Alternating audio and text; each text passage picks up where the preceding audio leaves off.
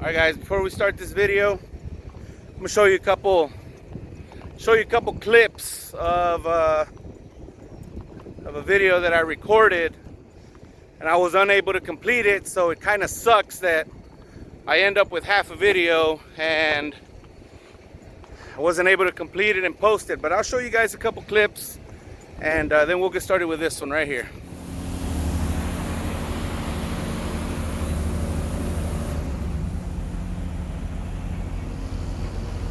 Say hi to Instagram, Yuli.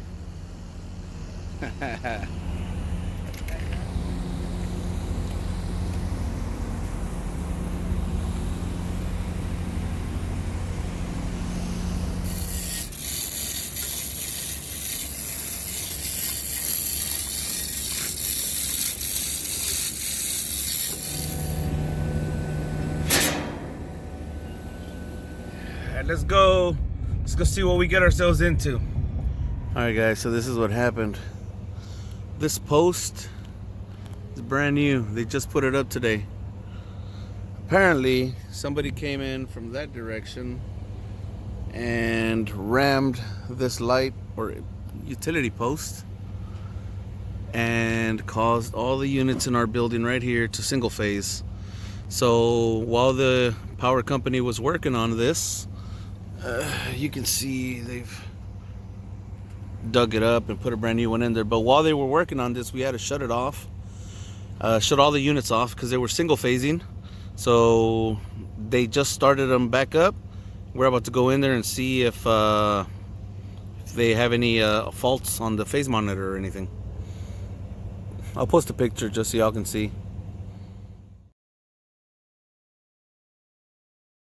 Alright guys, these are our units. As you can probably hear, they are all shut off. 2, 3, 4, and there's one further down over there, 5. Obviously got a fault.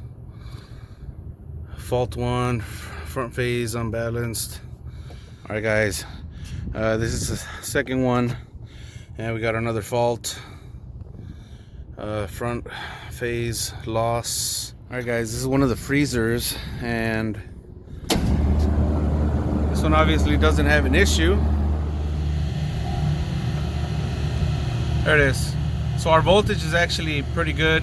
I did some calculations. The imbalance is like less than 0.1% or something like that. So since we already reset these and we don't have any more alarms, we're gonna go ahead and close everything up here.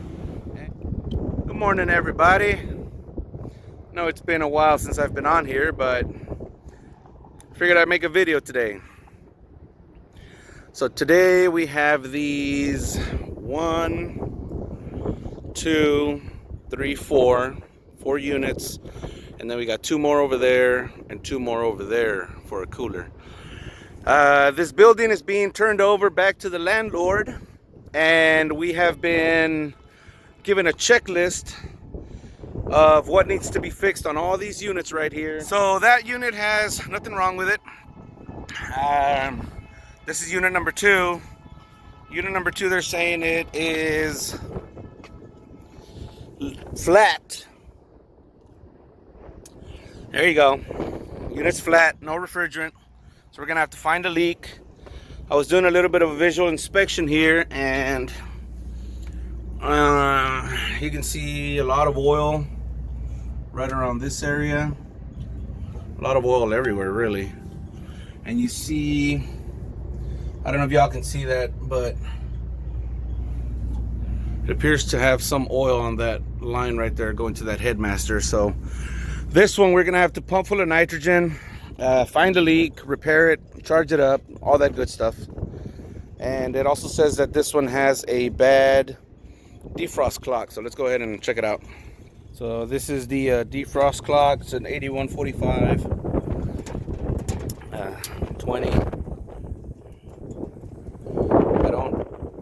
I don't feel it like it's stuck or anything, but either way, the customer wants this taken care of. It's not, we're not here to diagnose, we're here to, oh yeah, that's a little tough right there.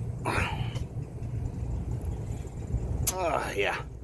Okay, yeah, we're definitely replacing this guy. So yeah, we're not here necessarily to diagnose. We're here to fix the customer's request. Let me close this up. Let's go to the next one here. All right, so this is unit number 3. Unit number 3, they're saying just needs a contactor. Yeah, justifiable. It ain't looking very pretty. Contactor for this one, what I'm doing today is I'm getting a parts list. So like I said, that one needs a 814520 clock, nitrogen, some 407C. This one's gonna need a contactor. It probably looks like a 50. I need to find the amperage. I know it's 208 volts. So we're gonna get a contactor for this one. This one's pretty simple. Just gonna keep on moving on to the next one. So yeah, boys, number 4, bad compressor. That one's already been approved. That one's already been bid. Just waiting to schedule it. That's why I didn't go to that one. This one, they say that it needs a like a fan pressure control. However, I got 2 of them right here. 1, 2, and I don't know which one they mean.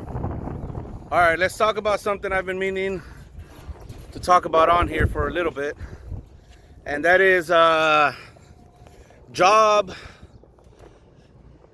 but like more like employment, loyalty, and 2 weeks notice. Let me put my phone here, maybe right there.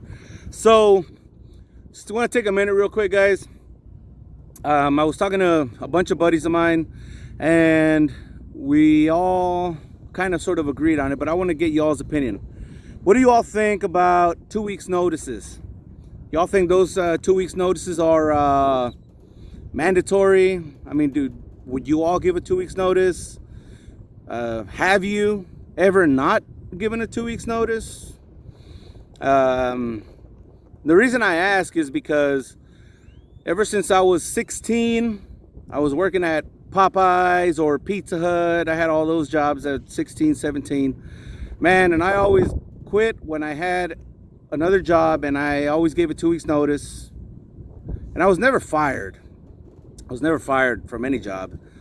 I've actually never been fired from any job. So I don't know. What do you guys think about 2 weeks notices? Do you think it's fair to the employer for you not to give a 2 weeks notice? Do you think it's fair that they don't give you a 2 weeks notice when you're fired? So let's go ahead and talk about that for a second. Actually, just post it down in the comments. Let me know what you guys think. Do you guys think that you should give a 2 weeks notice, or you should not give a 2 weeks notice?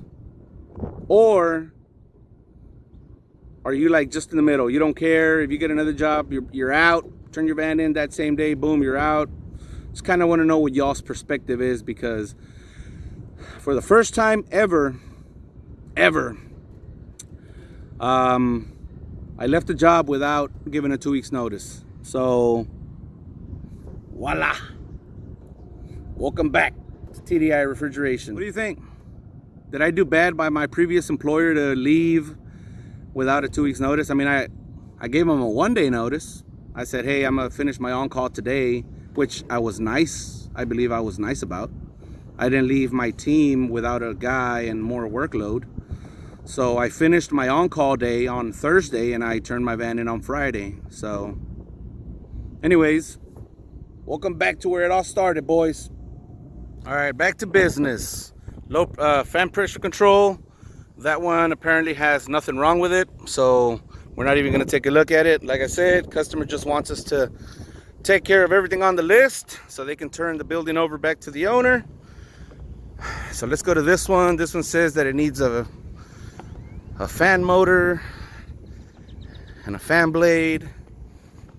Resecure the doors, which, yeah, thanks for doing that, buddy. I mean, put a freaking screw in it. Jeez.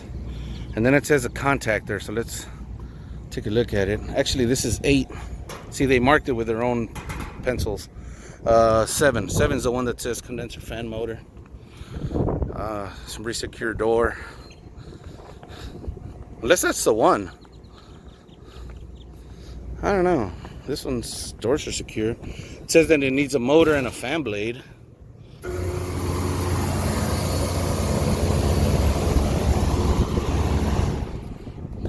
it's pumping down. I don't know if this is what they mean. Maybe it's that one. It says 7. I don't think these guys are that dumb. 7 right there. All right, let's open it up. All right, guys, so let's get back to the subject of 2 weeks notices.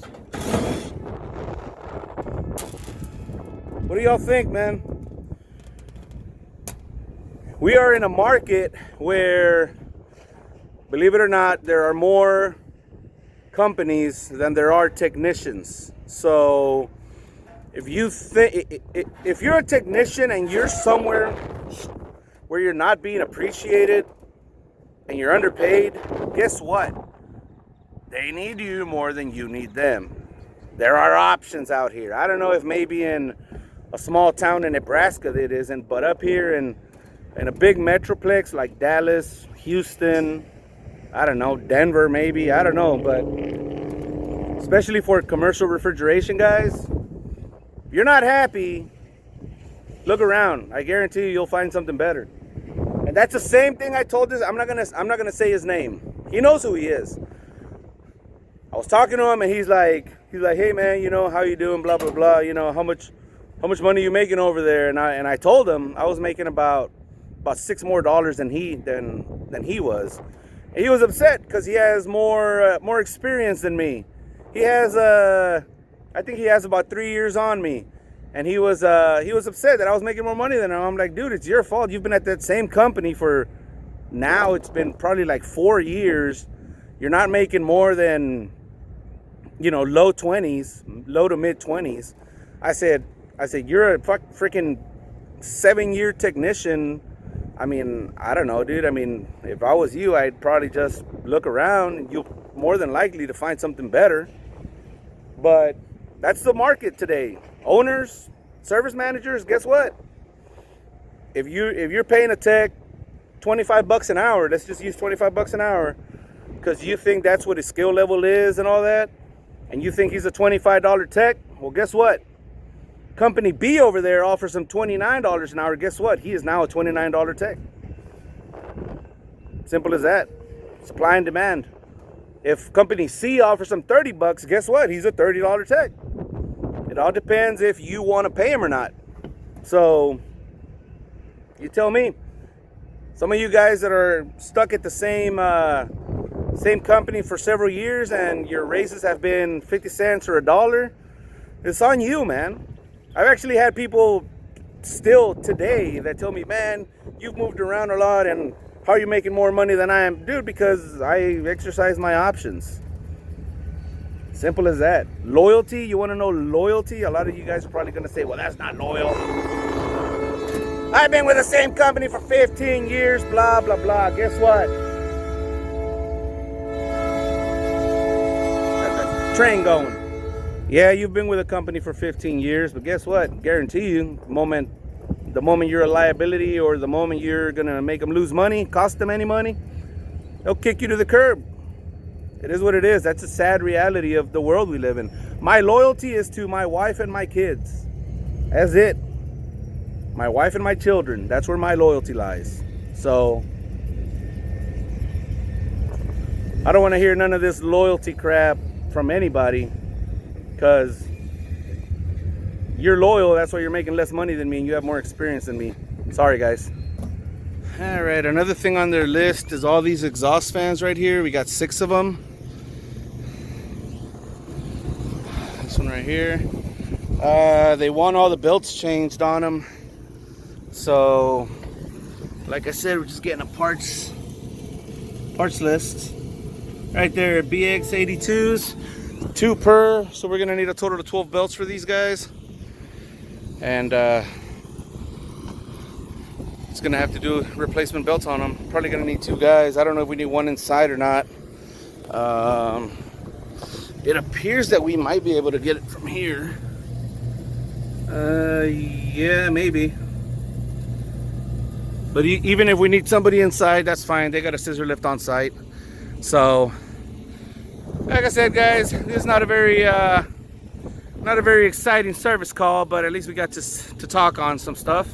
Can't wait to hear y'all's comments.